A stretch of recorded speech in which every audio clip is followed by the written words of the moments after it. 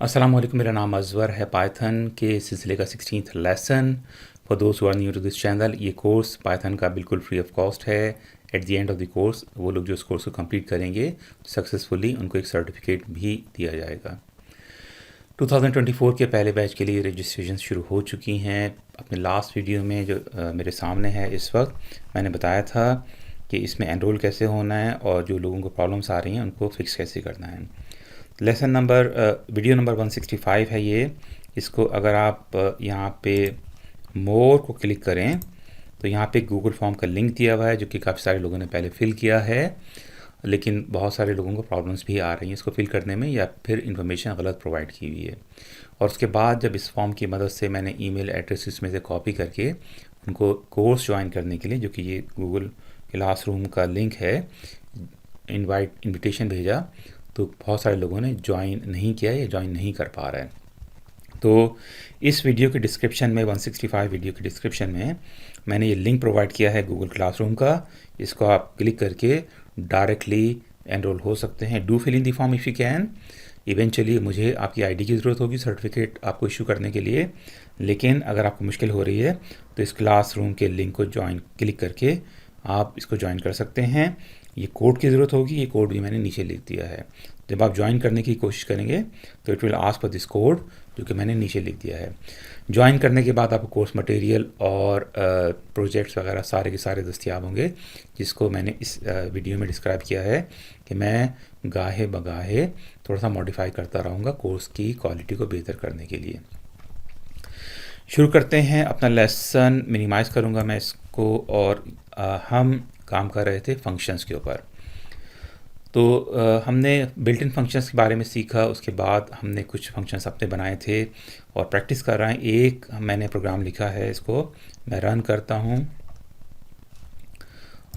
हूँ तो ये आपसे एक नंबर्स पूछ रहा है, एंटर इन नंबर, और इस नंबर को एंटर करने के बाद इस प्रोग्राम ने आपको तमाम प्राइम फैक्टर्स इस नंबर के निकाल दिए हैं, और ये सारे के सारे प्राइम नंबर्स हैं। अगर मैं दोबारा से रन करूं और इसमें डालूं 20, तो 20 के प्राइम फैक्टर्स आ जाएंगे। 2 × 2 = 4, 4 × 5 = 20, तो 20 के प्राइम फैक्टर्स आ गए।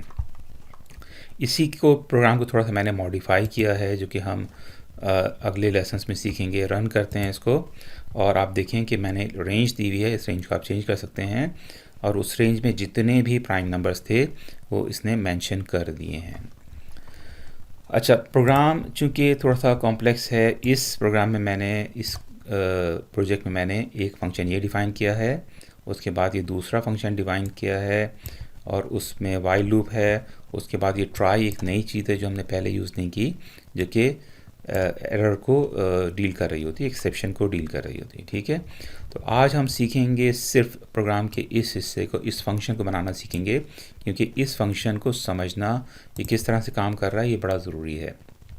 तो ये फंक्शन सिर्फ किसी नंबर को आइडेंटिफाई कर रहा है कि वो प्राइम नंबर है या कंपोजिट नंबर है।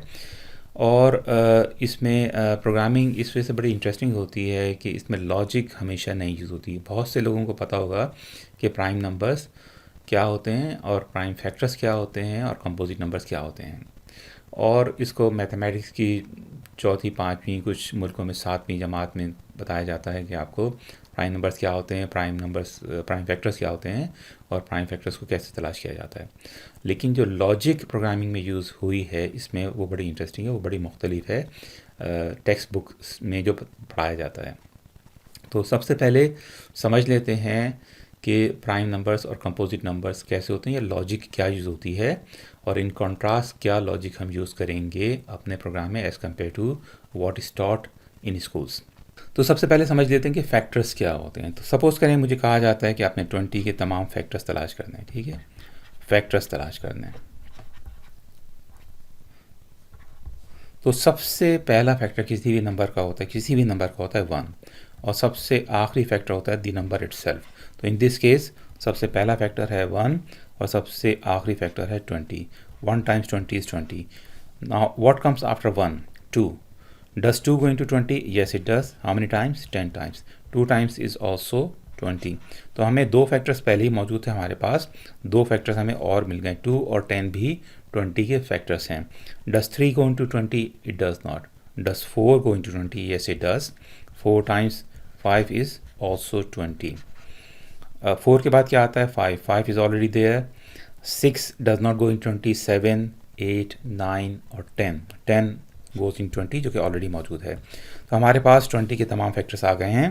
पहला फैक्टर है 1, दूसरा फैक्टर है 2, तीसरा फैक्टर है 4, उसके बाद 5, उसके बाद 10 और उसके बाद 20। ठीक है, तो 20 के 1, 2, 3, 4, 5, 6 फैक्टर्स हैं। ठीक है, 20 हैज़ 6 फैक्टर्स। तो on the basis of number of factors एक और टर्म यूज़ होती है कंपोजिट और प्राइम। ओके, कुछ और टर्म्स हैं कंपोजिट और प्राइम।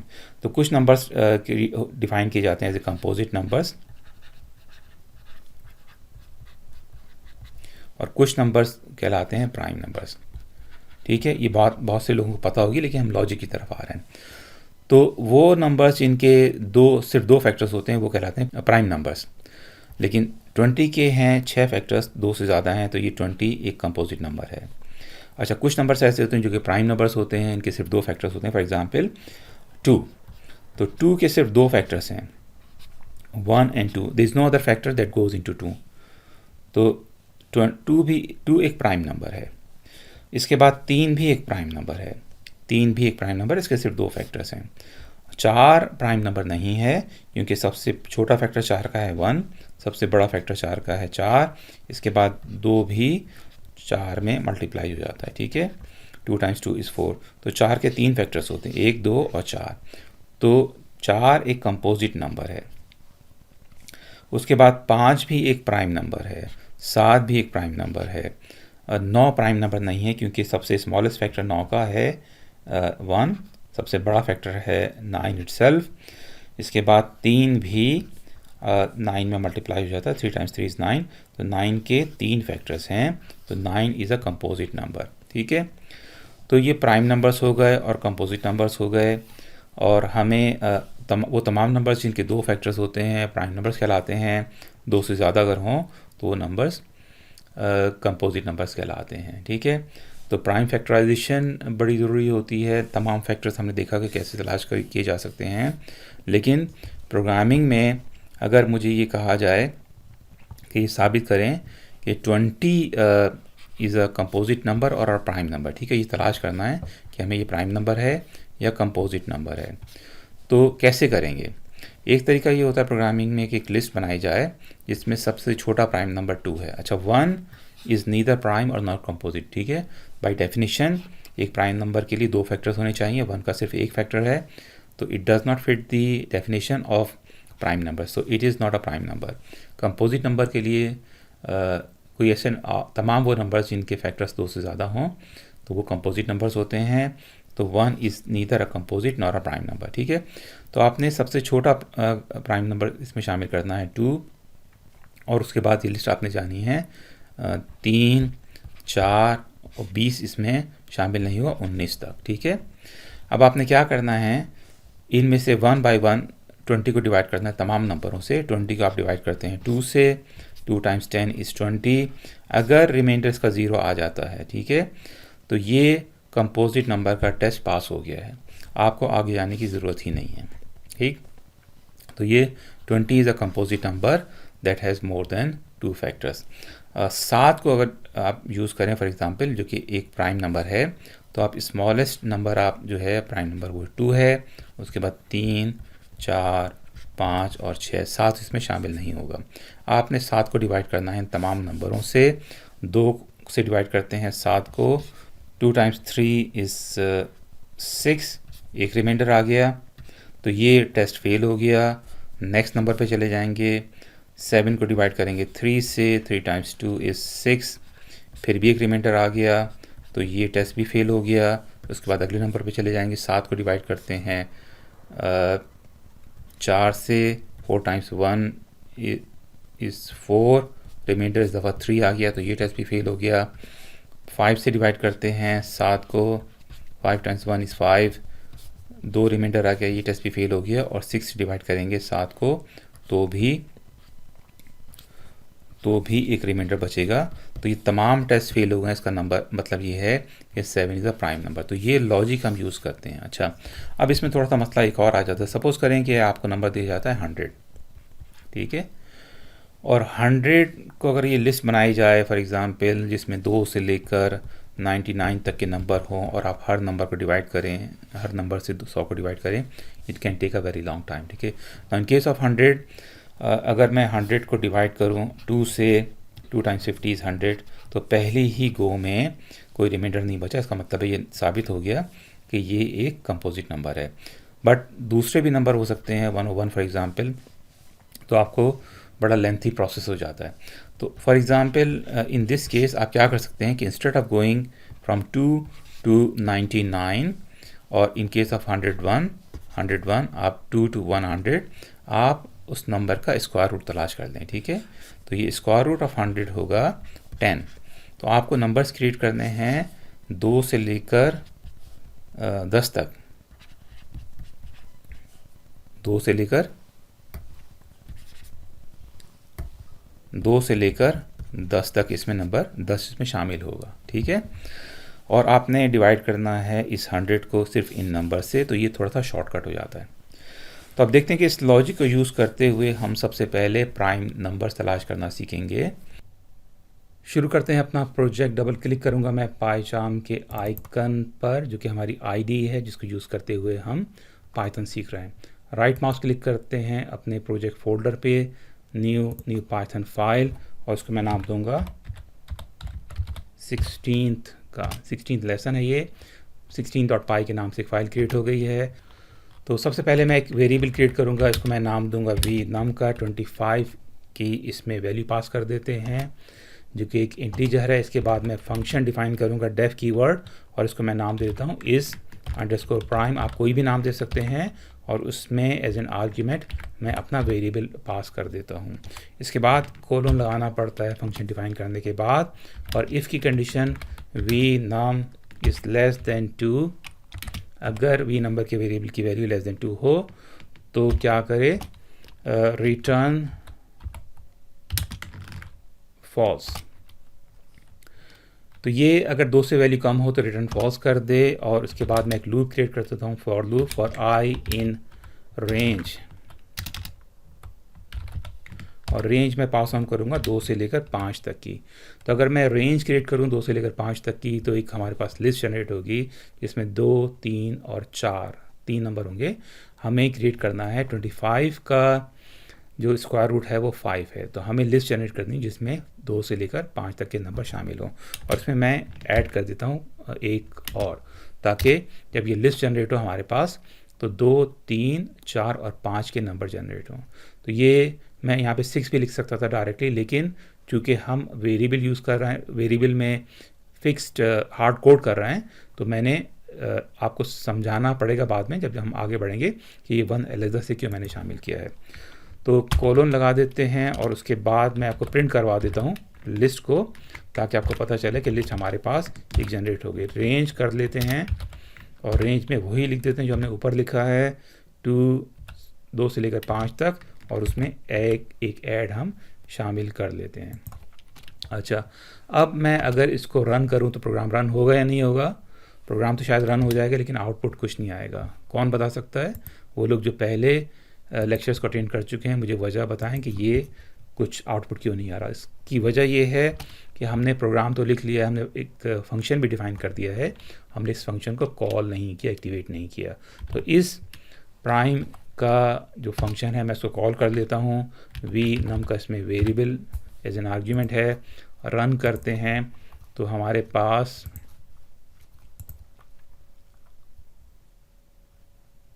यहाँ पे गैप ख़त्म होना चाहिए, अदरवाइज़ ये इसका लूप का हिस्सा है। रन करते हैं दोबारा से, तो ये हमारे पास एक ये लिस्ट आ गई है जो कि 4 दफ़ा प्रिंट हुई है। क्योंकि ये रेंज जनरेट हुई है 2 से लेकर 5 तक की, यानी 4 इसमें नंबर्स हैं, तो ये 4 दफ़ा लिस्ट प्रिंट हो गई है। अच्छा, अब इसी प्रोग्राम को थोड़ा सा मॉडिफाई कर सकते हैं, लेकिन मैं काम क्या करूँगा, मैं इसको कमेंट आउट कर देता हूँ, कंट्रोल-C कर देता हूँ पहले कॉपी करके, और इसको कमेंट आउट कर देता हूँ। और इस प्रोग्राम को इसी प्रोग्राम को मॉडिफाई करने के बजाय मैंने इसको यहाँ पे कॉपी एंड पेस्ट कर लिया। इसकी वजह ये है जब मैं आपको नोट्स प्रोवाइड करूं तो आपको स्टेप बाय स्टेप पता चले, याद रहे कि हमने पहले क्या काम किया था। अब हमें इस लिस्ट को प्रिंट करवाने की ज़रूरत नहीं है, ठीक है। मैं सिंपली इसमें कहूँगा if we num modulus operator divided by I की वैल्यू हमारी मुसलसल चेंज हो रही है, 2, 3, 4 और 5, ठीक है। इसको हम 2 से डिवाइड कर रहे हैं वी नम के वेरिएबल को जिसकी वैल्यू 125 है, और आई के वेरिएबल जिसकी वैल्यू चेंज होगी जितनी दफ़ा लूप चलेगा, और इसको मैं कहता हूँ इफ़ इज़ इक्वल टू 0, ठीक है। अगर 25 को हम डिवाइड करें 2 से और रिमाइंडर 0 आ जाए तो रिटर्न प्रिंट कर दे, प्रिंट करे स्ट्रिंग फॉर्मेटर यूज़ कर लेते हैं, छोटा f होता है इसमें, और डबल कोटेशन, इसके बाद कर्ली ब्रेसेस, वी नम का वेरिएबल, और इसके बाद हम कहेंगे इज़ ए कंपोजिट नंबर, ठीक है। सबसे पहले 25 डिवाइड होगा 2 से, रिमाइंडर बचेगा 1, तो ये टेस्ट फेल हो जाएगा इसका और लूप आगे चला जाएगा। 25 दोबारा से डिवाइड होगा 3 से, उसके बाद भी 3 टाइम्स 8 इज़ 24, 1 रिमाइंडर बच जाएगा, तो ये कंडीशन फॉल्स हो गई। तो ये लूप आगे चला जाएगा, 25 डिवाइड होगा 4 से, और उसके बाद भी एक रिमाइंडर बचेगा। इवेंचुअली 5 से जब आप डिवाइड करेंगे 25 को तो रिमाइंडर 0 होगा, तो ये कंडीशन ट्रू हो जाएगी और ये प्रिंट हमारे पास स्क्रीन पर लिखा हुआ आ जाएगा, ठीक है। अब अगर ऐसा ना हो तो क्या हो, सबसे पहले इसको रिटर्न फॉल्स कर देते हैं, और उसके बाद मैं प्रिंट करवा लेता हूँ स्ट्रिंग फॉर्मेटर अगेन, और डबल कोटेशन कर्ली ब्रेसेस में वी नम का वेरिएबल, और मैं इसमें लिखूँगा is a prime number. Run करते हैं इसको। अच्छा, ये रिटर्न फॉल्स और रिटर्न ट्रू, यहाँ पे रिटर्न ट्रू करवाना भूल गया हूँ मैं, रिटर्न ट्रू। अच्छा, ये एक अलग टॉपिक है जिसको अगले लेसन्स में इंशाल्लाह डिस्कस करेंगे, क्योंकि टॉपिक हमारा इस वक्त दूसरा है तो ये बड़ा लंबा हो जाएगा, ठीक है। तो इस वक्त आपने रिटर्न फॉल्स और यहाँ पे रिटर्न ट्रू करवाना है। रन करते हैं और लिखा हुआ गया 25 is a prime number. 25 is a prime number. तो ये आंसर सही है या गलत है? 25 is not a prime number, ये आंसर गलत है, क्योंकि 25 के 3 फैक्टर्स होते हैं, 1, 5 और 25। तो कोड में गलती हुई है कहीं पर। गलती कहाँ पर है? गलती यहाँ पर है लाइन 21 पर। ये लाइन ऑफ कोड होनी चाहिए फॉर लूप से बाहर। तो ये इंडेंटेशन की मिस्टेक है। इसको मैं टैब बैक कर देता हूँ, बैक स्पेस कर देते हैं थोड़ा सा, और इसको भी पीछे ले आते हैं। और ये इंडेंटेशन की मिस्टेक्स बड़ी कॉमन होती हैं। सॉफ्टवेयर जब कंपाइल होते हैं तो उसमें अक्सर गलती होती हैं, प्रोग्रामर्स मिस आउट करते हैं। और जब सॉफ्टवेयर कंपाइल हो जाता है, यानी मुख्तलिफ मॉड्यूल्स उसके मुख्तलिफ प्रोग्रामर्स बना रहे होते हैं, जब वो कंपाइल करते हैं, तो एक बड़ी अहम फील्ड है सॉफ्टवेयर टेस्टिंग की, और इसकी भी बहुत सारी जॉब्स होती हैं। तो सॉफ्टवेयर दिए जाते हैं सॉफ्टवेयर टेस्टर्स को, जो कि टेस्ट केसेस लिखते हैं और इवेल्यूट करते हैं उस सॉफ्टवेयर को अगेंस्ट उस टेस्ट केसेस। तो मैं दोबारा से रन करता हूँ और ये हमारे पास कोड सही हो गया, 25 इज़ ए कंपोजिट नंबर। अच्छा, अब इस तमाम कोड को भी कॉपी कर लेते हैं Ctrl+C करके, और मैं इसको कमेंट आउट कर देता हूँ और इसी कोड को पेस्ट कर देते हैं और नेक्स्ट स्टेप की तरफ चलेंगे। और नेक्स्ट स्टेप ये होगा कि यहाँ पे मैंने एक नंबर हार्ड कोड किया है जो कि इस वेरिएबल में सेव किया है। उसके बाद मैंने इसका मैन्युअली स्क्वायर रूट कैलकुलेट किया है जो कि 5 है। 25 का स्क्वायर रूट 5 है। तो हम इसको ऑटोमेट करना चाहते हैं, और इसकी वजह ये है कि अगर मैं ये नंबर यहाँ से चेंज कर दूँ तो ये कोड भी मुझे चेंज करना पड़ेगा, and that is not an efficient program. तो ऑटोमेटिकली स्क्वायर रूट कैसे कैलकुलेट किया जाए, मैं इसको रिमूव कर दूंगा और मैं यहाँ पे लिखूँगा वी नम का वेरिएबल। जो भी वैल्यू सेफ है इसमें वी नम के वेरिएबल में, उसका स्क्वायर रूट करने का तरीका ये है, कैलकुलेट करने का तरीका ये है कि मैं यहाँ पे डबल मल्टीप्लिकेशन साइन लगाऊंगा और 0.5 यानी रेज करूँगा to the power of half. किसी भी नंबर को रेज किया जाए to the power of half तो उसका स्क्वायर रूट कैलकुलेट हो जाता है, ठीक है। तो और ग़ालिबन बारे में मैंने एक प्रोग्राम पहले भी बनाया है। अब इसमें एक छोटा सा प्रॉब्लम और आ जाएगा कि यहाँ पे हमने रेज़ किया है 0.5 यानी raising to the power of half. ये नंबर डेसिमल में है तो इसका रिज़ल्ट आएगा फ्लोट में, और इसको हमें कन्वर्ट करना पड़ेगा इंटीजर में, INT। अब मैं रन करूँ तो प्रोग्राम में कोई चेंज नहीं होनी चाहिए, आंसर हमारा सही आना चाहिए, and 25 is a composite number. सबसे पहले ये रिज़ॉल्व होगा इसका वी नम में इस वक्त वेरिएबल सेव है 25 का स्क्वायर रूट आ जाएगा 5 और कोड हमारा ऐसा ही होगा, यानी कि इस तरह से ट्रीट होगा। लिटरली यहाँ पे 5 लिखा हुआ आ जाएगा, यानी कि लिस्ट जनरेट होगी 2 से लेकर 4 तक। जब लिस्ट जनरेट होगी, अगर एक लिस्ट में रेंज शामिल की जाए 2 से लेकर 5 तक की, तो उसमें आखिरी नंबर शामिल नहीं होता, यानी लिस्ट जनरेट होगी 2 से लेकर 4 तक की, और उसमें बाद में हमने एक ऐड किया है, हम चाहते हैं कि 2 से लेकर 5 तक नंबर इसमें शामिल हो लिस्ट में।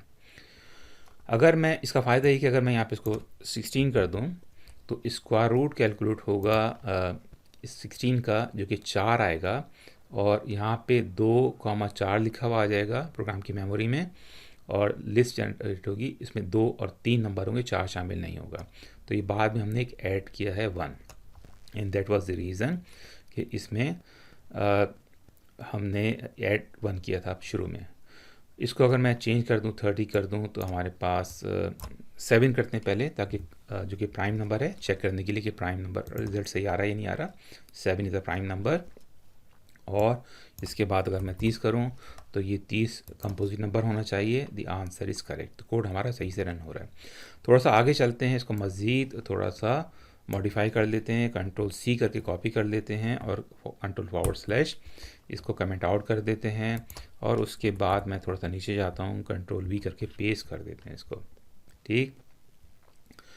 और अब मैं चाहता हूँ नेक्स्ट स्टेप में कि ये वी नम को हार्ड कोड करने के बजाय इसमें यूज़र से इनपुट लिया जाए। तो मैं इसमें सिंपली इनपुट का फंक्शन यूज़ कर लेता हूँ, और उसके बाद डबल कोटेशन में एंटर ए नंबर यूज़र को प्रॉम्प्ट दे देते हैं, स्पेस देके थोड़ा सा कोलोन देते हैं, इसके बाद एक और स्पेस दे देते हैं।